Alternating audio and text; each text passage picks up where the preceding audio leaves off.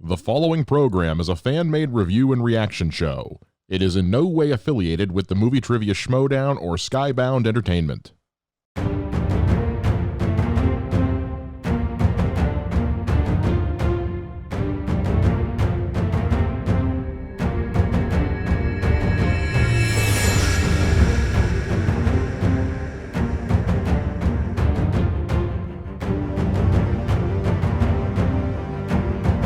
Welcome back, everybody. It is Saturday, is the day after another main event, and you are watching the Ultimate Schmoedown show.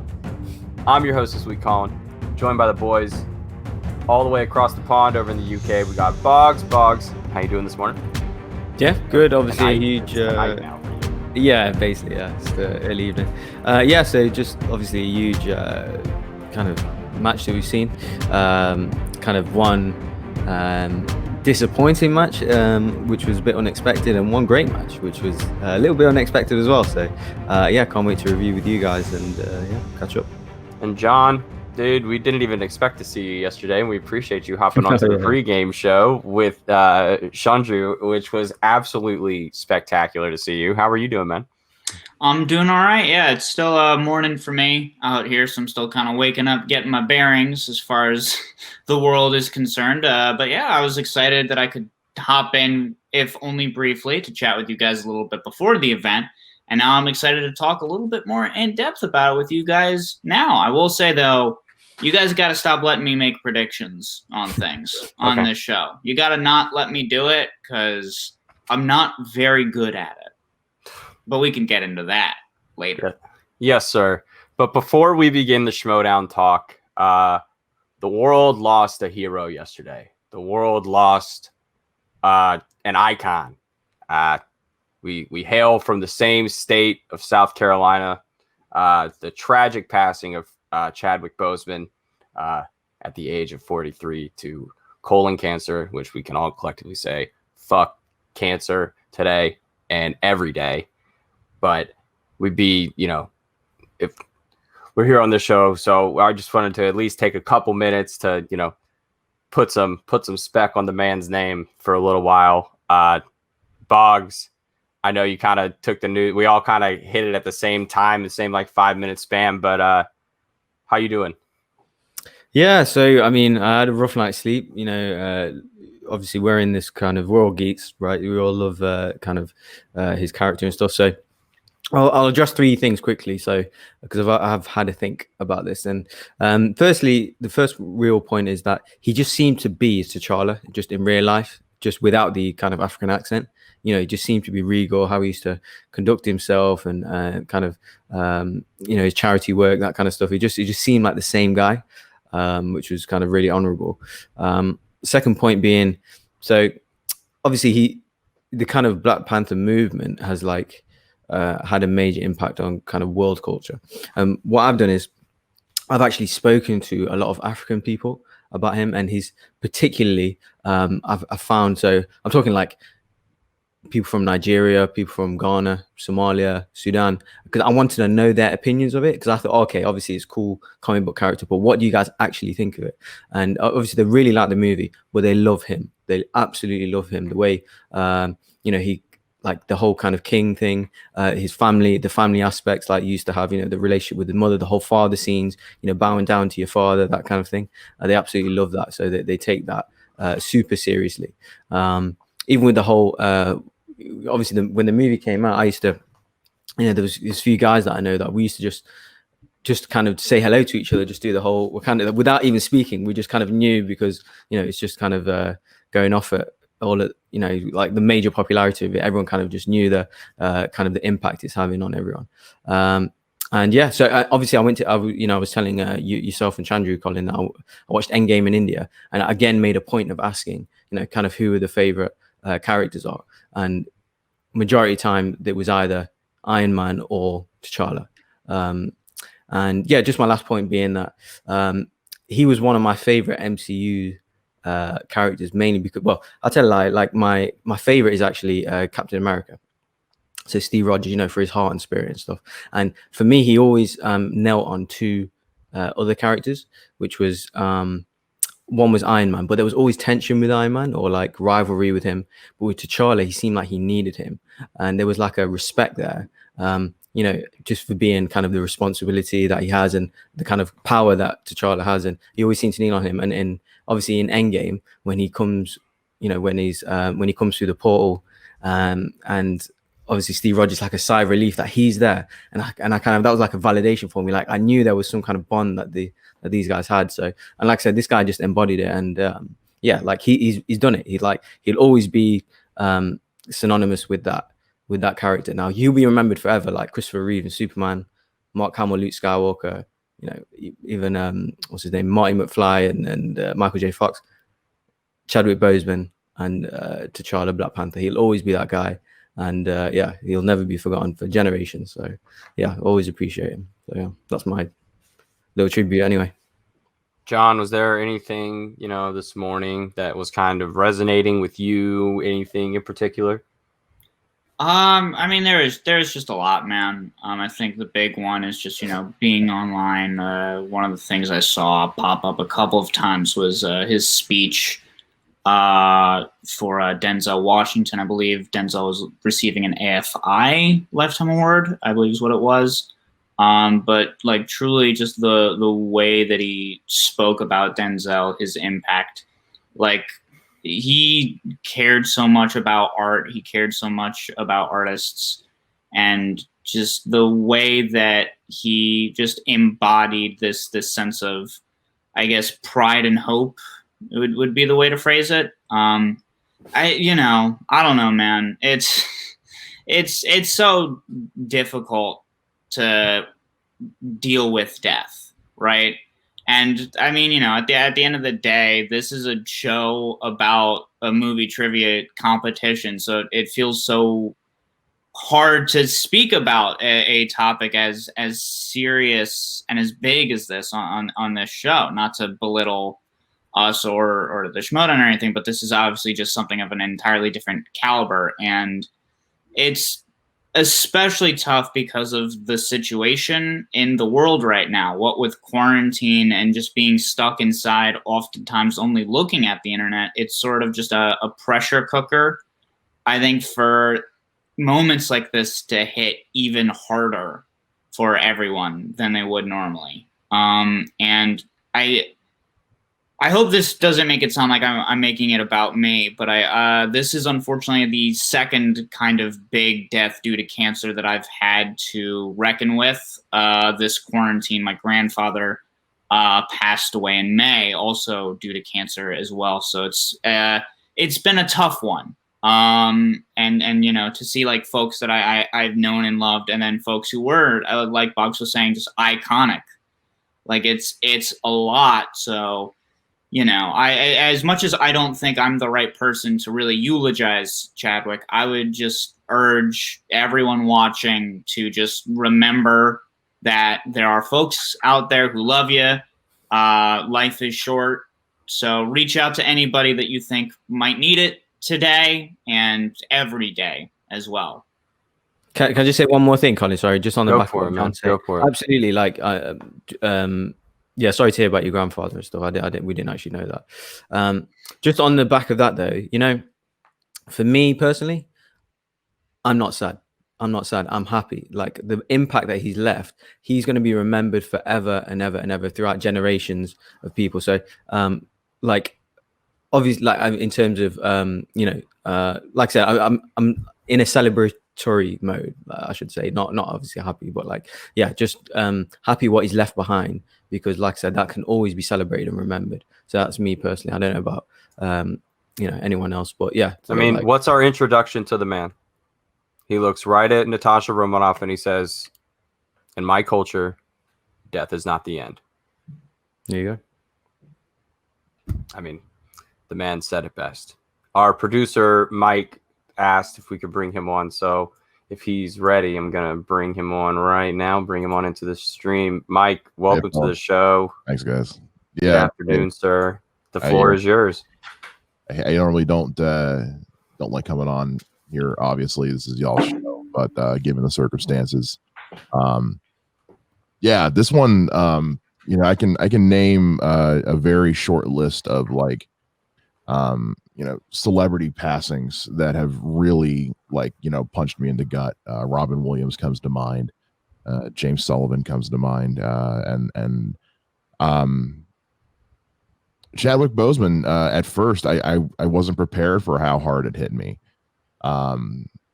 because he's not a guy. You think of like a Robin Williams with this long, massive career, someone who was a part of my childhood and my adolescence and kind of just part of my life all the way into adulthood. But then when I really got to thinking about it, when I think about the roles that I've seen Chadwick Boseman play, yes, obviously T'Challa, Black Panther is massive, but first time I saw him was in 42 as Jackie Robinson. Just this year in The Five Bloods, the Spike Lee film, you go look at Marsh. I mean, everyone's talking about Marshall and Get On Up, Draft Day. Thank you for saying Draft Day. Yeah, we got to put some spec on Vontae Mack's name, because the character he plays in that movie is so slept on as just like in sports movies. Some characters are just like so cut and dry. You can tell they're just like cookie cutter. Yeah. That was in an objectively awful movie. Yeah, like he was such a shining light in that movie for him to be like Kevin Costner's, ace in the hole the whole time. Kind of the emotional weight of that story is that he never lets this guy go. But Mike, yeah, please. And he was one of those guys who even if the thing he was in wasn't necessarily the best, like he always elevated it. Exactly. He was in Gods of Egypt, for crying out loud, and that movie's a train wreck. But 21 Bridges, which actually that was better than most people thought it was. But anyway, but I just thinking, I remember I went and saw Black Panther opening weekend here in Dayton. And I think also part of it, before I get into that, is just because like you, Colin, I'm a South Carolina guy. I'm from South Carolina, until South Carolina for 12 years, and Chadwick Boseman, right on, man. Yeah, Chadwick Boseman being a Carolina boy, it's so great. And then also Black Panther for me is such a special movie too, because the production designer who left the most touching tribute to him on Twitter, for the film, who won an Oscar for her production design for Black Panther, is from here in Dayton. And so I keep finding these just different connections, and going to see Black Panther opening weekend. It was so weird, because it was me and a girl I was seeing at the time. And so we're sitting in the middle of we're sitting in the middle of the theater, and we're the only two white people in the theater. I mean, not exaggerating. We were the only two people that I could see. But it was so. I knew that this film was important to the African American community in a way that I wouldn't be able to understand. And in no point was that made more obvious than seeing this film, because I mean, there were kids and group and families everywhere who were on the edge of their seat. And I mean, there were moments in the movie that now I understand the social and cultural significance of, that at the time I thought was just a really neat scene. And then I saw how the people around me reacted, and I was like, oh, that means something. Like the part where Michael B. Jordan says, "Hey, Auntie," and everyone just busts out laughing. Yeah. That kind of relationship is a lot different for African Americans than it is. I love my aunts. I do. I love them all to death. But the auntie thing is I guess is kind of a cultural, social thing. It's a global thing, Mike. Really, not just African Americans. Honestly, it's global. Man, the impact of it. And just to see the and again, I'm speaking as a middle class white guy, so I apologize for my ignorance in any of this, but to see what like just this wave of, it's hard to explain what it was, but it was something that we didn't get like with Blade, because people like to tout that like Black Panther was. That's Wesley Snipes, right? That might have a little more to do with like a pre-existing Wesley Snipes. But it's just, people like this wasn't the first Black superhero, but but it almost felt like it was, because it was the size and scale of, and also just the the respect that they were allowed to pay to the character. Like at no point did it feel stereotyped.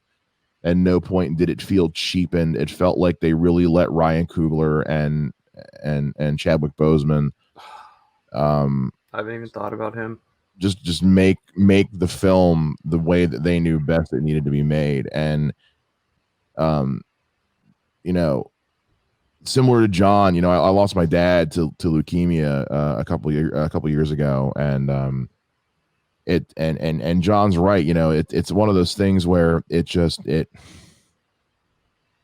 never any easier to deal with, and it does create this kind of, you know,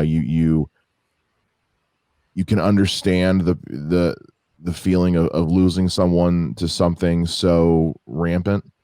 But also going off what Bogz said, it's like, you know, when my dad died, we didn't have a funeral.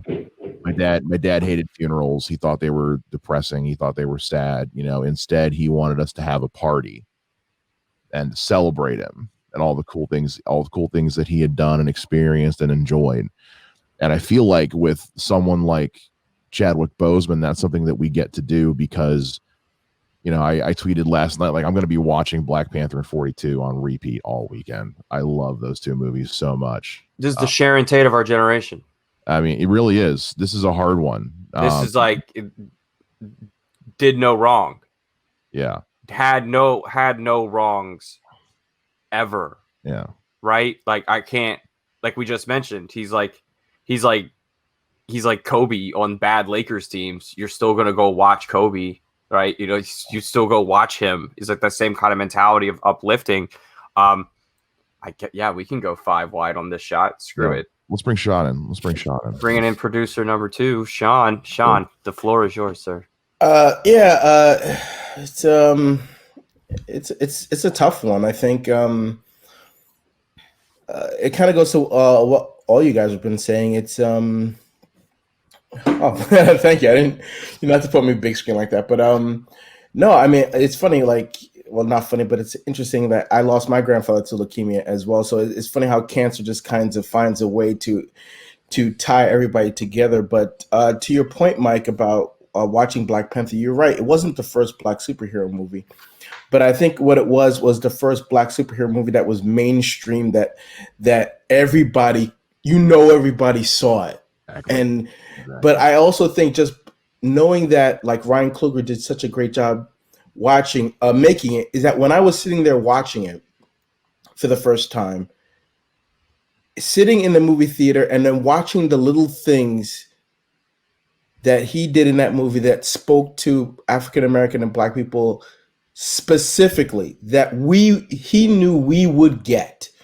He was talking directly to us. And that's not something that happens in a mainstream movie all the time. Like, it's a little thing, but like at the beginning of the movie when they're in Oakland and they're playing basketball and the hoop is made out of that spoke exactly to, and I'm from Brooklyn, I'm from New York. We did that too. So when I saw that, I was like, that's a thing. And I pointed it out later on my channel when we did a review of like that's a real thing. And maybe some people like didn't even notice it, but when I saw it, I was like, that was one of the things where I realized, like, I'm going to really love this movie. And that was like in the first couple of minutes. I was like, I'm really going to enjoy this movie because Ryan Coogler knows exactly who he's really making this movie for. Yes, it's a mainstream movie that everybody can enjoy, but he's speaking to us. And it was stuff like that. The auntie thing, obviously, also, because I call my aunt auntie all the time. So like, there's just those little things that really, really spoke to our community. And also, like, coming out of the movie, seeing little white kids dressed up as Black Panther was just as amazing to see little Black kids dressed up as Black Panther. Because when you're little, you don't see color. You just like, I like that guy. I like that character. I want to dress up like that character. So to see that was just like, and then to see like the whole kind of country like embrace this movie and embrace African culture, even if it was just for a little while, it was just really, really nice to see. And the fact that this man was just going through that, and it was like we were saying before we started taping, this man's a real superhero. The fact that he took that burden and he kept it to himself and just kind of pushed on, and kind of probably knew that he didn't have wasn't long for this life, but he figured like I'm going to try to leave a legacy behind, and I don't want anyone to feel sorry for me while I'm doing it. Is really indicative like what kind of character he was. Like you're right, Bogz. He really did kind of carry himself like he was royalty, even when he wasn't in the character. The way he walked, the way he spoke, even in his other roles, like in 21 Bridges, which I saw, which I agree was better than some people think, especially his performance in it. He did seem kind of like a regal type, like on a pedestal type of character, even though the character isn't portrayed that way. I think that's just hit how he's naturally comes off in general. So it's just really, really sad. And I think it's harder because we didn't know. It'd be one thing if we knew, and it's like with my grandfather, we knew he had leukemia, and it was just a slow thing, and eventually we knew it was going to take him, and it did. So it made it when the moment happened a little bit easier to swallow, but still hard, of course. Just the fact that 1 minute he's here and next minute he's gone, and then you find out he was suffering this whole time, just makes it really hard to swallow. That regality thing you mentioned, I think what that is that man carried himself with such a level of confidence, not arrogance, just confidence in himself and who he was. And it just, I'll tell you what, this is a guy who would get so into the characters that he was playing that anytime I saw him speak with his regular voice, I always had a moment of like, that's what he sounds like. Yeah. between playing, Jackie Rob, because even when he was still playing just a regular guy, like he still always, his voice and his affliction always seemed to change even just the tiniest bit to what he thought the character was supposed to be. So when you hear his regular voice, it was like, oh yeah, I forgot he wasn't, because that's just how good he was. He was usually playing it was a different time, right? He's playing Jackie Robinson. He's putting the 50s accent on it. Man, he's just disappeared into every role. It was beautiful. Like, it was beautiful every single time. And I mean, we're all sitting here having the cancer pity party. I mean, my stepdad's been going through throat cancer for the last 6 to 8 months. I mean, it's just it finds you everywhere, dude. It comes out of nowhere. It connects everybody on some extent in both. It's a way for us to mourn together, but it's also a way for us to support each other. And I think everyone here has said it best. Like, this is another one of those wake up calls to just, you never know who's going through something, and to just not take anything for granted. Can I mention one more thing just to kind of end it on a positive note? For sure. I still remember his Saturday Night Live appearance. Kevin, was one of the best performances, and that skit, the Black Jeopardy skit, was amazing when they were talking about hell no, Cannon, you keep that potato salad to yourself. Like, I think I understand. Are you saying that this woman, Karen, she's Caucasian, no? And she made potato salad, and which we totally appreciate her effort that she put forward, but she probably put something weird in it, like raisins? Yes. No paprika. Man. She seasoned it with no paprika. So good. And he's in full. The fact that, one, the achievement, and I'm thinking of my brain at that point, is 2016, and Disney let this man go on NBC in full T'Challa garb and use the full name to promote the movie at the time. I just thought that whole thing was just so good. I'm glad. I think the video I saw this morning, it had 1 million views. And then I looked at another tweet of it earlier this afternoon. It was up to 10 million views. That clip had been shared around so much. It had got it's hilarious. And one more thing, I agree with Bogz. Like, I think that because his filmography is so unfortunately limited, he's going to go down and be remembered. I think maybe more so as time goes on, more so than Chris Evans as Cap and Tony and Robert Downey Jr. as Iron Man. Chadwick Boseman is really going to be remembered as Black Panther. Like, we only got to see him really do it 4 times, but just like how Christopher Reeves now is embedded as Superman, you think of Christopher Reeves, you think of Superman, you think of Chadwick Boseman, you're going to think of Black Panther. And maybe somewhere down the road, somebody will play back Black Panther somewhere down the road again, but that'd have to be a comic thing. I would Yeah. just have to. Marvel would have to create a new character. Like his name is not T'Challa. It's a further legacy, like maybe like 20 years down the road. Because I mean, the way that the vibe on Twitter, everything else, I was like, "Do not recast. This is like worse than Carrie Fisher. Like, do not recast this role. Like, don't touch it, I think a Marvel." lot of that's just because like and Screen Rant apologized for it, but they dropped a really insensitive. Oh, that was I don't even want to. Yeah. But That was anyway, a whole vibe. They have apologized and it's fine. But I think at some point someone will. But I just think that I don't think anybody will be like stamped as Black Panther like he will be. Like the way like I said, Christopher Reeve, other people have played Superman, but when you think of Superman, you think of him first. Cool. So I just think whatever happens to the Black Panther character in the future, I just think when you think of Black Panther, you will think of Chadwick Boseman. 100%. No doubt. 100%. Well, everybody, producers, thanks for hanging out, and we're going to kick you back to the room because it's time to get into the Schmoedown. So just 1 second, we're going to do a little rearranging here. Y'all drag me over here. Bogz over here. Look at that, folks. And so moving on, let's get into it. And it's time. We got to get on to, I guess the first match, because there wasn't, too much going on. But we're talking about Ben Bateman versus Andrew Ghai. A lot of build up to this. We talked a lot about it in our pregame show. John, you were able to join us for a couple minutes, but what were your thoughts on whatever Andrew Ghai was doing this week? Yeah, it's a little hard to tell exactly because we haven't seen that much of him, and it does seem like when we see him, he's kind of jumping in between various things. It started with his more conspiracy heavy Schmoeminati appearance on the Schmoedown. I guess it was SEN or maybe it was backstage. It was backstage. Leading up to the announcement of Bateman versus Ghai.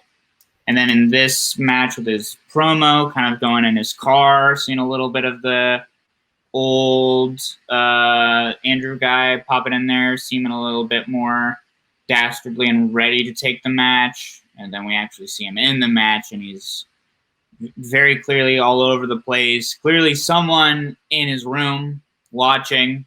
No one really touched on it. I really thought Sam was going to say something about how there was just very evidently someone else in there who was really encouraging Andrew to just use every single cup in his room for whatever. I don't know what part of the Schmoeminati plan that is. Dude, that was like 9-year-old me. I used to have that problem where I would like leave cups in my room, and that looked like I was like, I hadn't seen this vibe in a long time, but I don't know what you're talking about. I would never leave used glassware in my room at any point in time. I try to figure out which finger is pointed at what in the mirrored camera. Yeah, I don't know what's going on, but I mean, it wasn't studying for the game. I think that's really the main bit of it. Bogz, do you think he might have hit up some LA acting classes?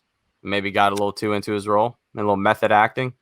Yeah, pretty much. I mean, I'll give my quick 2 cents worth. I mean, I'll start with a positive. So obviously, I think we spoke with Frank about this, Colin, that there's been certain people, particularly the teams, that have helped kind of build the game. We're talking about the Patriots, the Shirewolves, top 10, and the Action Guys are definitely of that bracket. How many people they've brought in, they've created their own kind of fan base. So they were brilliant at that time. Obviously, Ben kicked on from there, become a champion himself. Ghai had that excellent run. And, it's like when he was standing on that table and saying, the league's mine, then beating Riley, then going on to play Rocha. I think that Andrew Ghai would beat this Andrew Ghai now, who just played yesterday. I've got to be honest, this whole, I've not commented on this Schmoeminati character. I don't like it. To be honest, I do not find it funny. It's taken away from his gameplay. And he was really bad, I thought, yesterday. That was probably the single worst performance I've seen this season from any player. And from a number one contender match on the biggest card we've ever seen, I was extremely disappointed. I'm going to be, I'm trying to be objective as possible. But yeah, I mean, going into, there was so much hype on this match. And, Sam is saying he's been studying really hard, how much kind of he's just on on this win. Big things expected, and he played awful from first round, second round. I was so distracted. I didn't find any of his antics funny. For example, Ben's come to play. He's had an excellent first round, perfect second round. Stealing, guy's not even going to multiple choice in round 2. Like, obviously he did kind of break character in his post match and kind of explain why he's done that, which is fine. I understand, and there is rust to take into consideration. But I was extremely disappointed. I mean, imagine if that was a pay-per-view. Like, if that was, Christian said that we want to make this a sport, right?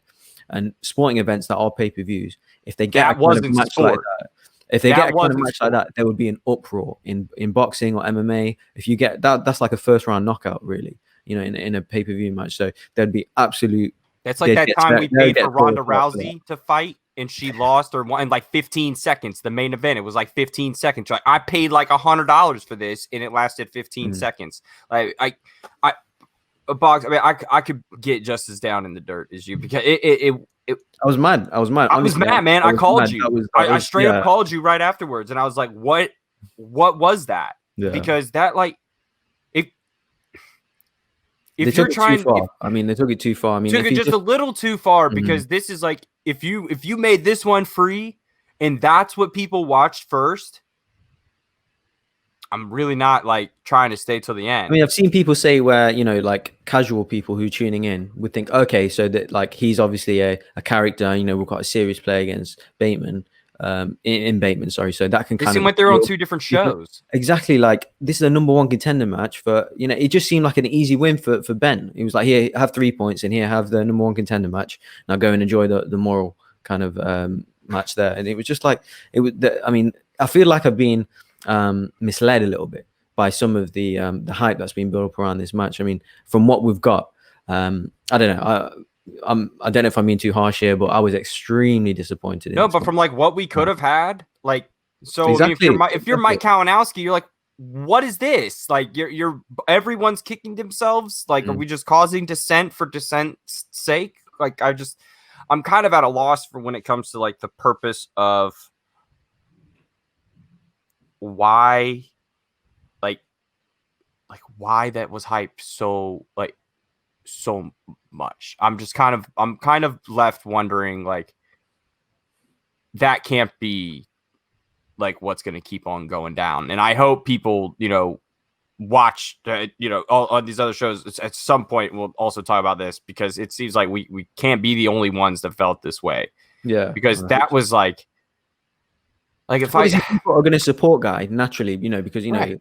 The call to action guys and all them, of course, he's got a huge fan base and he's a big star. Of course, absolutely, like, they're going to support him. Then play like one. Objectively saying, yeah, exactly. You can't do that character stuff and not back it up. The character stuff, that stuff belongs. Like when we were back in studio, the stuff belongs back in studio before a match. But before a match, pre-taped, sure, all that stuff. Never had that stuff like Lon. Like, if it was like Lon, it'd be different, right? Whatever Lon's doing right now is working, and it's great stuff. Mm-hmm. John, are we crazy? No, I don't know, man. It's one of those things where Guy has always been a character. It's always fun to see, and there are plenty of other folks in the league who are overall more entertaining than they are necessarily good. And it's always interesting just to see how those kinds of players and how those kind of matches turn out. Obviously, the first example that comes to mind would be Brett Sheridan versus Bonnie Somerville, where it's like 2 people who hadn't really played the game that much, in Brett's case at all, 2 people that were more just kind of goofing, having a good time. I have no problem with somebody, overall being a little bit more goofy. I'm a comedy, writer first and foremost, so I'm totally cool with it generally. It is just kind of a weird tone. It's one of those things where I had expected with something that ended in that way to almost end in some sort of bigger kind of moment, I guess, where I figured it was going to be the thing where Andrew's just like, you know what, this match was so bad that I don't know, Schmoedown Joker. Now I'm Schmoedown Walking Phoenix Joker, and I'm going to be crazy like that now. And it didn't happen. I guess we might as well just break into the actual gameplay of it all just to discuss it.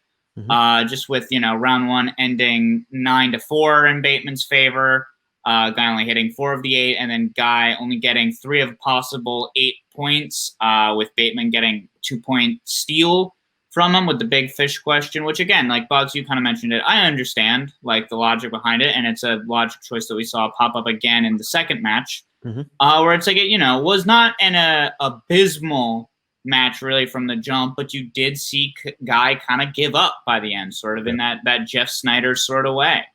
And I think the reason behind the hype of it is just that it's sort of the sunken cost fallacy, where, I don't think this match was not filmed like weeks in advance. It was probably filmed after a good amount of this hype had already come out, after the Great Nerd Chronic had already done his work.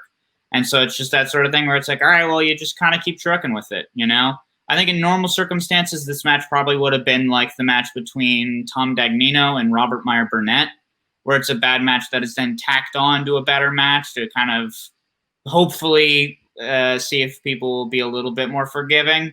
It is a shame that it kind of happened in front of this especially bigger match. I don't know. It's one of those things where as disappointed as I was in this match overall, and I was disappointed, I was just glad that it was the first of the two. Yeah. And then it's hard to even assess Bateman's performance, which he was perfect. It was the first perfect game we've seen played in this format that we're playing in. Before the previous with the betting round and Schmo's choice, all that stuff in season 1. But to like where we're at now, it's the first perfect game we've ever seen. He nailed every question, and that can't be understated. But at the same time, I got a hard time like using it to his advantage. Like besides taking like round 1 and him getting a perfect round 1, like that's always something you can hang your hat on. But like, I wouldn't look at round 2 and try to, make anything out of it, because whatever was going on with Ghai, he was somehow able to just see through it all and ride out, and just play trivia, which good on him for doing it. But I'm just perplexed. I'm just still perplexed. So hopefully, we can finally get back to some trivia on, now we know September 11th is when we're going to be getting that pay-per-view. Christian announced that at the end of the video. So, that's good to know that we have a date. So we won't have to wait too long for that Dan Murrell versus Ben Bateman matchup. Bogz, any thoughts on Bateman's performance? If that leaves you leaning one way or the other going into his match against Dan? Oh, tough. Yeah, overall on Bateman's performance, yeah. So I told you and Frank that that I was looking for him to win by knockout, ideally. So going into that Murrell match, he's getting in some form, because obviously on the back of Who's the Boss match, obviously got knocked out himself, but that was his first match back. So yeah, I was definitely happy for him to get some momentum going into that match. In terms of who to pick, I mean, I was going to say it's a bit early, but it's not really. It's actually a few weeks away. But I want to see, before I make a pick, I want to see if the Founding Fathers go into the teams tournament, because that's where, if they've got, basically, I'm going to go off momentum. Okay, so if Murrell and Rocha go into that tournament and they are playing, and then he has his title match in the middle of that kind of run, then I will go with Murrell. But if they're both coming in without playing, then I will go Bateman, because I do really like the way he played, taking his time, using his repeats well, obviously getting his steals and stuff. Obviously, he's not going to have that many setups to steal and things like that, but he will have a much harder game. But yeah, obviously it's a bit early now. But yeah, I want to make a proper decision after they announce the teams for the teams tournament. Man, who somebody I saw on Twitter last night does not like the way Ben Bateman takes his time. Janine the Machine making some comments, some tweets last night in the middle of the match, saying she's not a big fan of this whole pausing for drama purposes, just to see if you know it or not, which, we've kind of all talked about. Everybody's got their own way of doing it, but Ben definitely has coined that as his I love it. Yeah, I guess then Bogz, I guess it's kind of like that's the only time the boss kind of shows up anymore is in that moment, because if not, it's just he has, it's hard. Okay, I'm gonna try to tread lightly here. It's very hard for the boss to be boss worthy, looking like this. like the boss Bateman just doesn't, the boss aspect of it does not come across through the computer screen. When the I man thought you were just making another dunk at my empty no, room. I'm sorry, I didn't clean up my bottles, of course, Colin. no. Well, you want to talk about cleaning up? We can go to my kitchen behind me. That's why I have this. But he walks in with the briefcase. He's got the music playing behind him. He's got the glasses on. He's got the swag. He's usually had a solid, thing with Gucci, a solid promo or something, done beforehand. It's hard for him. I think he's got to find some new flow, and I think he found it tonight. Yeah. But he even had a hard time. I think he had to play along with whatever Andrew was doing. And I mean, it's like the only positive I could take is that he stuck through the stuff, but that none of this matters when it comes to Dan, because Dan's a totally different animal. Just it's going to be about what not just being able to get through the match. So, I mean, any other thoughts on this one before we move on to the main event, John? No. Okay, then let's get right into it, because Kevin Smith made his appearance in the movie trivia Schmoedown, even though I picked Jericho. I mean, I was just so excited at the start of this match. I mean, it was time. It had been like, especially after the first match, I was like, oh, this is going to be great. There's no way this is not great.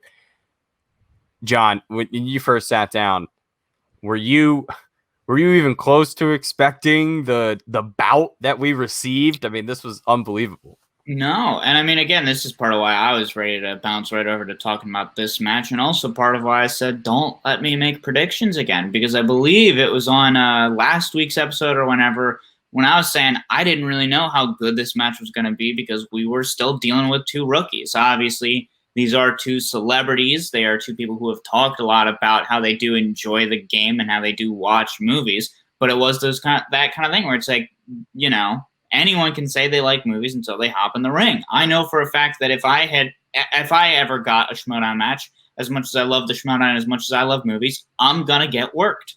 I know it for a fact. And you can even see it with folks like Ben Bateman and Mark Riley, champions of the game. But even when they're jumping back for their first match in a couple months, the gameplay can be pretty bad. So I was really kind of skeptical about how this was going to go going into it. And I had no reason to be, because we actually got a very solid game from these two guys. I mean, in the first round, too. I mean, they're just out here on display showing you like, besides for a couple of, ruffle the feathers a little bit, these two dudes know their stuff, and they were pretty confident too. I was in the second I saw both of their heads drop and write that first answer. I was like, oh, we're in. This is real. This is happening. And these two kind of give a shit. So this is really cool. It was just a totally different level of like these two came to Schmoedown in a totally different way than I expected. Bogz, I mean, how, like that first round, man. I mean, were you as feeling it as I was? I assume so. Absolutely. Like compared to what we got for the first match, it was only going up basically in terms of entertainment value, for me anyway. But yeah, like they came in great attitude. Like the managers were great. Exactly. Like as soon as they started answering questions, I thought, whoa, like look at this. Like they seem to know the rules, using their repeats. I was so impressed, and I was more impressed. Like I was so annoyed with myself for because I picked Jericho as well. So I was so annoyed with myself for doubting Kevin Smith and his recall and stuff. Like he just knows so much. Like it seems like quite extensive. Like it's super impressive, and I was shocked of how good they were. Even Jericho, the ones he missed, he only just missed. Like he'd maybe just slightly. Obviously, the Rocketeer. What did he say? The Rocket Man. Just questions like he was always just a little bit off. Like he seemed to know the movie, forget the person's name, but know the character, that kind of thing. So super impressive, both of them. I was shocked, like laughing the whole way. And I do like the way they'd kind of have a little story sometimes after a certain question or kind of tell a little joke, and Mark Christian just take a step back, just let them riff a bit. So yeah, I loved it, man. It was excellent first round, thoroughly entertaining. I needed this match in a studio so bad. Yeah. Oh my God. Could you have imagined these two in the studio? Jericho would have like thrown Kevin Smith across the room at the end of the match. Like it would have been And Coy, dude, he was ready to throw Coy. He was ready to reach across the screen and like grab him and pull him through and be like, "Get this." He wasn't even calling him Coy. He was calling him something else the whole time. And then, I mean, it's 7-4 at the end of round one. I mean, that's Kevin Smith getting 7 points. Got more than 6.5 Bogz. He makes the list. He makes the list. So we're seeing here, Kevin Smith can hang. I mean, I think he can really hang in some of these categories, and you hang him with a solid teams partner. I mean, I think that's a scary duo. You know, I don't want to say Mark Bernardin, but those two together would actually cause some trouble because I feel like they complement each other well, much in the sense that, like we were talking before on yesterday's pregame show about how Mark kind of does a great job of hopping in and being like, yeah, you're talking about this movie, as Kevin's been trying to think about it for 25 seconds, but he's so stoned, he's just like trying to talk his way into the answer. Mark always knew that answer. So I'd like to see those two together. But John, you're going into round two, man. You think, I mean, the confidence of Chris Jericho is just so persistent, and it's on display here in round two. Yeah, and then, you know, also with Kevin Smith, someone who absolutely fits Coy Jandrew's whole brand. I think that's part of the biggest reason that the Quirky Mercs are doing so well right now, is because as much as I think the Real Rejects also fit that same sort of goofy energy that Coy's got, now that he's got the people that, on top of sharing that same wavelength energy-wise, also just being super knowledgeable to that like next level that the Real Rejects haven't gotten to yet, but that next level, like Shazam players, I think it just made for a super entertaining match where you had Jericho, someone who also personality-wise really meshes well with Roxy. I think that's part of what made this match so exciting, is that it wasn't just that, oh, these two celebrities actually know what they're doing. It was actually seeing the worlds collide and come together and actually fit. It's that moment where you pick up the two pieces of the jigsaw puzzle and you're like, no, it can't be that. And then you put them together and then you actually finish the pretty picture of the dog. And you like looking at a dog. Who doesn't like dogs? Colin, you better like dogs. That's the extent of my thoughts, I guess, on this match, is that if I find out anyone who's watching don't like dogs. I love dogs. I have a dog. Not here. I mean, my dad has a dog that I consider my dog. Must Love Dogs. That's a movie. That is a movie. And 10 points. Man, I think the first dog we've ever watched as a kid was All Dogs Go to Heaven. I think we had that on VHS. I don't know. I know it always stuck out. Man, I'm so proud. Like spinning opponent's choice and then handing Meg Ryan. What a move. I'm like sitting there like, you guys think Kevin Smith doesn't know Meg Ryan movies? I don't know why. I just have like this, like, I was same way I was confident in Perry's. I was like, oh, when Perry first spun monster movies the other day and then spun away, I was very surprised because I just had this like, oh, she could kill that category kind of intuition about it. Bogz, he kind of took Meg Ryan and ran it all the way home, man. That was pretty. I mean, almost. I mean, he kind of. I was surprised at how well he performed. Sorry, I just froze there. I didn't hear the question. Oh, you're good.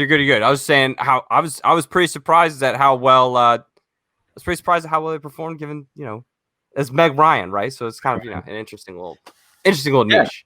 I would like to know why they gave him Meg Ryan, because they seem to, obviously, they said, oh, what we've discussed, you know, we'll go with that. So I would like to know maybe why exactly, but yeah, I did like, you know, some people I've seen criticize Roxy's, you know, her kind of going after trying to rattle Kevin Smith and also her in the Chance match as well, trying to throw Chance off the match. But I don't mind it, honestly. I mean, it's those people would be me. I was one of those people. No, I've seen it online. Yeah, like it's like people completely criticize it and actually get quite annoyed with it. But I personally don't mind it because yes, it is completely immature and silly. But that's her way, that's her energy, that's her style of trying to rattle people. It's up to you if you get rattled by it or if you get annoyed by it. Like look how Chance dealt. Even look how Kevin dealt with it. He was just laughing it off. He didn't even bite once. So like I didn't. Yeah, I'm just basically saying that I personally quite like Roxy's cheap little digs, but yeah, obviously he's navigated through Meg Ryan really well. Just missed the one question, which was what the sleep. He said, "You've got a mail," and it was good steal by Jericho. And then it was I'm super impressed with Kevin Smith. I mean, Kevin Smith just thoroughly impressed me the whole match. I mean, for some reason I thought he'd forget the rules or be kind of trying to maybe tell a story kind of midway through. Like when they've asked for an answer, maybe trying to tell a story to try and delay something, or I don't know. Just I thought he'd be kind of just playing up on the antics and stuff. But no, like he's writing his questions. He's got his hands up, and I was thoroughly impressed. Like obviously they've clearly been studying and prepping. So I was thoroughly entertained, and I thought, he's done well with as much as he can anyway with Meg Ryan. Obviously didn't go perfect, but he had a decent enough run. I mean, and for the drama of what happens next. Yeah.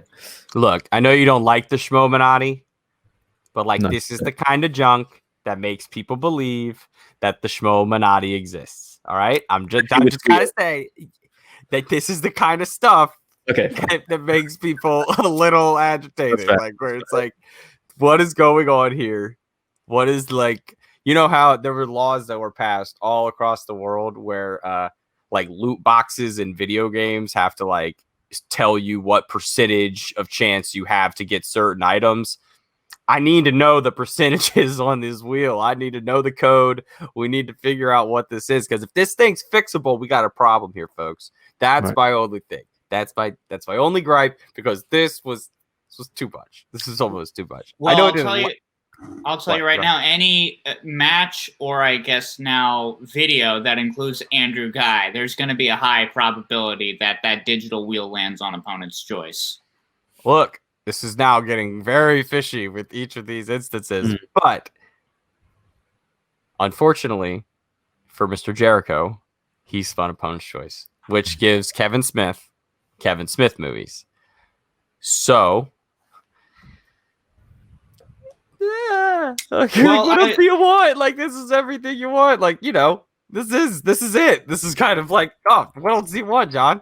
And this is obviously the kind of thing that does poke a little bit of a hole in the whole idea of Schmoedown, because I, of course, don't believe in something as silly as the Schmoedown. I only believe in things that are real, like the very real person of Dr. Don Harris. But, of course, if we look at how Chris Jericho performed, getting opponent's choice, getting Kevin Smith, obviously, he made a big deal about the fact that, this is ridiculous. I can't believe I have to answer Kevin Smith questions in front of Kevin Smith. But then he ties up the game answering Kevin Smith questions against Kevin Smith. And I know, Bogz, you were talking about how you were proud to see how, Kevin Smith did know the rules. One thing that Kevin Smith didn't seem to know that you could do in round 2 that might have benefited him is the multiple choice option, because I think that might have been part of why he wound up having that big 2-point miss with Sleepless in Seattle and You've Got Mail that allowed Jericho to get a point over. But then also you see Jericho going to multiple choice that one time. I forget the specific question, but that meant that Jericho was able to get that 1-point advantage over him just generally as far as possible points to earn, not including the 2-point steal. So Jericho is also just one of those guys who would clearly learned about the game as well to a very specific tactical degree as well. It's one of those moments where obviously, you want to talk about how childish Roxy is, and I get it. I think she's kind of one of those very entertaining heels where it's she's definitely just, kind of like the little sister just throwing jabs, but unfortunately it's bottom of the rankings. But you watch this match, it's no, clearly she does know how to manage, even though it's not really panning out for some of her competitors. It definitely served Jericho very well to have clearly gotten whatever guidance Roxy gave him. So I will give credit to Roxy because I do think it's due.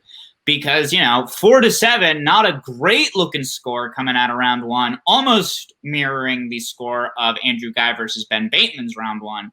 But you come out of round 2 and it's 13-13. That is when we're in for a match right now, Colin. Dude, we were on the roll right there. 2-pointer, Jericho can't nail it in round 3, sending it over to Kevin Smith. And then he's able to not pull. He's not able to pull. He's able to not pull. Look at that, guys. Words in English and such. So can't pull the hunt, which of course, and I think he uses he uses one JTE rule.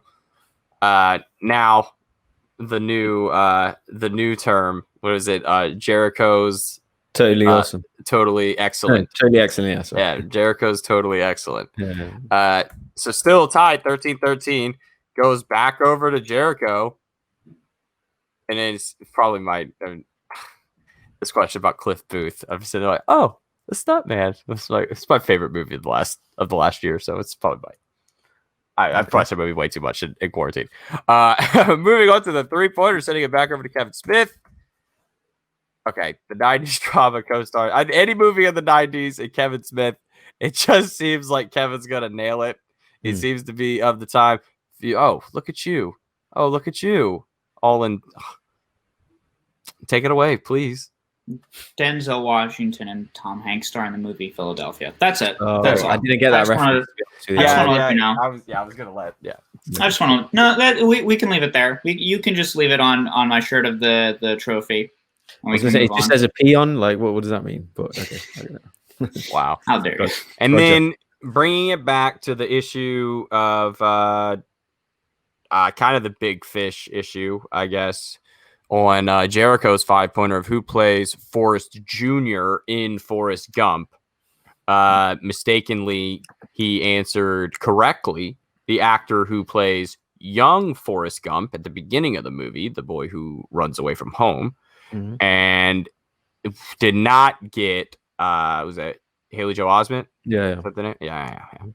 So I mean, that's understandable, man. But that's the kind of thing that I'm kind of glad it happened. You know, I'm kind of glad that that's how he goes out. Not that how he goes out, but how he could have won on that. And if he knows that that's just a mistake that he made, a competitor like Jericho that's definitely something that's going to sit with him, right? It's definitely going to be something to bring him back, which was something I was worried about, right? In terms of these two guys, I know they had experiences with each other. You know, Kevin's been in Jericho's been in Kevin's movies and such, so they had a prior rapport. I was still just a little nervous if they're different energies and whether or not one was gonna, like, if Jericho was just going to, I don't know if I vibe with this, kind of isn't my thing, because we knew this was kind of Kevin Smith's world. We were all kind of in, it's all kind of his thing. I think Jericho had a blast, and that just shows that, like, he just kept going in overtime too. He wasn't done. He wanted to win, and I mean, who could mistake Kevin Smith for not being able to remember who plays U.S. Army Major General William Devereaux in The Siege? I mean, sorry. So moving into overtime, guys, John, I'll ask you, were you leaning one way? Did you feel momentum was going in someone's favor? I mean, these guys both just missed 2 questions, so it kind of felt like momentum had stopped for both of them. Yeah, I'm sorry. I just got thrown off a little bit. I was looking at the 3-pointer, and I was talking about Tom Hanks and Denzel Washington star in Philadelphia, and then I'm looking at both those 5-pointers. And one was a Tom Hanks 5-pointer, and one was a Denzel Washington 5-pointer. So I was just looking at that like, oh, how serendipitous is that? Don't make me say it. Schmoedown. Oh, okay. I thought you were just going to say Philadelphia again, and I was going to applaud. But all right. Philadelphia freedom. Don Harris. Yeah, and then 4 different sudden death questions. And it's been lovely to see the trend shifting from a lot of matches with a lot of challenges to a lot of matches with sudden death questions. That's been a very welcome change of pace in the Schmoedown as far as I'm concerned. Both nailing that Zoolander question, both nailing the Expendables 3 question, both nailing the Big Trouble in Little China question, and then only Kevin Smith getting that Batman Returns Penguin question. I meant to look it up, but I was sort of on the same wavelength as Jericho there for a minute, because I was trying to think as well, because I guess, was it maybe just the Batman where Two-Face or Harvey Dent was running for mayor, or just having kind of a big banquet in his honor, perhaps? I was trying to remember it. I think both movies. He's like a politician. It's Billy D. Williams, isn't it? So, yeah. Yeah, I was trying to think about that. But yeah, like, it was a totally understandable mistake to make. And it is one of those things where once you hear the answer of Penguin, it's sort of like, of course, there's the whole scene where he makes a big deal of being overly flirtatious with one of his campaign workers. That's a bummer. But he's a villain, I guess, is the moral of that story. It's good that he didn't win political power, but it was a good match wherein Kevin Smith won Schmoedown power, specifically a record of 1-0. It was a great match. It lived up to being a main event. As much as it's kind of been a bummer few hours kind of coming off of the match and leading into this recording, it really, that moment of escapism, being able to watch this match and then just be so pleasantly surprised by the really good show that we got. I mean, of course, it makes sense in hindsight when you look at two really gifted performers in Kevin Smith and Chris Jericho. But it really was just so nice to see these two guys who didn't have to come on to the Schmoedown. They didn't have to come into this very weird little niche world that we have, but they came in and they cared about it, and they did a great job. It warms the heart to see it, Colin. So, congratulations, Mr. Smith. You are now 1-0 in the movie trivia Schmoedown. Now, here's my next question. Bogz, I'm going to pose it to you. If you're Chris Jericho, if you're the league, who would you like to pair with Chris Jericho? For his next match, in singles. I don't know. Tough. I mean, obviously we spoke earlier, but I'd happily see a rematch. Because is Jericho going to be up for just a random person who's 1-0 or 2-0 or that kind of thing? So I'm not sure. Maybe if he plays against a name, someone he knows, that might kind of interest him more. Kind of more his taste. Yeah, someone like that. But yeah, I don't know, really. But yeah, just overall, I just want to say I was super impressed. I mean, these guys know their stuff. The managers were chipping in. I loved how Jericho was just shutting down Coy at every opportunity. Mark and Christian were really relaxed. I thought that went really smoothly. They seem to be chipping in a lot. But Kevin Smith knows his stuff, man. Like, obviously went down just to the final question, but I was super impressed by all rounds of play. Who I'd like to see next, I'm not sure. Literally, I would like to see a rematch next, because these guys kind of match up really well together. I'll happily see a rematch. John, anyone in particular for Mr. Smith? Oh, he wants Dan, doesn't he? Of course, give him Dan. Just line that it was up. amazing. Listen, I saw that the poll went up by Christian where he was talking about which person would you like to see the winner of that match go up against, Brett Sheridan or Warfather? And if you think on any poll that has Warfather, I'm not voting Warfather. You're out of your mind. I love Warfather. He's, of course, an old friend of mine. I met him in the war for which he earned his titular father name. So I think that would be a very fun match to see. Those are both pretty fun, entertaining guys to see go up against each other. And I think that's the kind of match where Coy would flourish, just having a fun time. As far as Jericho goes, especially seeing how well he and Roxy click, if I'm Roxy and I'm seeing that I do have a competitor who really cares about the game and is also, let's be honest, very physically threatening, I probably look at who some of my biggest rivals are in the Schmoedown right now, and I send him after him. You know what I mean? Like, obviously, Roxy and Shannon, they're kind of butting heads, and she's like, all right, Chance, you want to be the hotshot kid that keeps bringing my faction down? Let's see how you fare against a professional wrestler. You think you're going to come in here with your perfect round ones? Well, how about Chris Jericho comes in and breaks you over his knee? That's what I would do if I was Roxy, is just look at who has wronged me in the Schmoedown. Maybe she's like, oh, Winston, you want to try and hand me some L's? Well, how about I put Chris Jericho in and he hands all of your players chairs to their faces? That's probably, not that I wish that upon anyone, of course. I'm just saying, if I'm Roxy, Colin. Okay. Well, I'm not Christian Harloff, but he did put up a poll on the Facebook page. After last night, should it be called Jericho's Totally Excellent and replaces with his head? No Way has 210 votes, and It's Time has 206 votes. It is a tight race in the Facebook group right now. I mean, oh my goodness gracious. That, I think, personally, we got to keep JT. We got to keep JT. We got to keep JT. There's no way. When actually Jericho said JT, I was shocked. I was like, he said JT? I was like, he just said JT. I said the same thing. I had the thought of, like, could you imagine being JT sitting at home watching this right now? And he's like, did he just say my name? Mama made it. Yeah. Listen, we call it the JTE rule. There are always two sides in a match, so we just have one side have the little JTE heads as their rules in the bottom, and then we have the other person have little Chris Jericho heads at the bottom. Cool. Everyone wins. In the JTE corner, fighting out of the Jericho corner, and then they can each use a Jericho. Or I had an idea in the middle of the show. It was like if a Jericho was like a 30-second repeat, it could be like a super repeat. Dun, dun, dun. I don't know. Could be stupid. Guys, guys, we got a lot of matches next week, which we still got to finish this first round out of the tournament. It's looking like we're in for a doozy if this last week of matches had anything to say in terms of upsets that were possible that we didn't think were possible. So any final thoughts on this pay-per-view before, or not pay-per-view, but this main event before we say our adieus? No, I just want to get into the matches next week.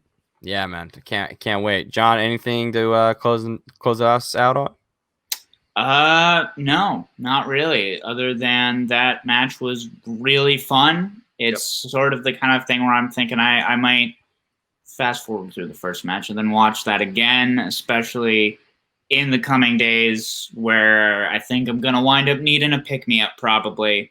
I think that's going to be a fun time. Yeah, everyone watching at home, I hope you enjoyed this. And if not, I'm personally sorry. And I hope you are able to watch other things this weekend that do bring you joy. That's what I'll say. Absolutely. And this whole thing was just a blast. The whole week for us leading up was just a blast. Course, to be able to have Frank Janish to come on the show, an absolute treat. To have the champ Shundrew come on and lay down, just some knowledge, just some facts on us, and for him to hang out with us all for that whole hour was just so great. Both of them hanging out with us for an hour, and it just the whole week was great. So for everyone who watched, that video's got 75 views last time I looked at it on there for that pregame show. So thank you for everybody who watched. Thanks for everybody who's checked out this video. Make sure you follow us on our Twitter accounts. Make sure you follow TUSS Pod. Go join the Outlaw Nation. Make sure you go join the Ultimate Schmoedown Show. Go like that page as well. Go like that page. You can't join our page, but go like that page. So that'll do it, folks, for the Ultimate Schmoedown Show. We'll see you next time.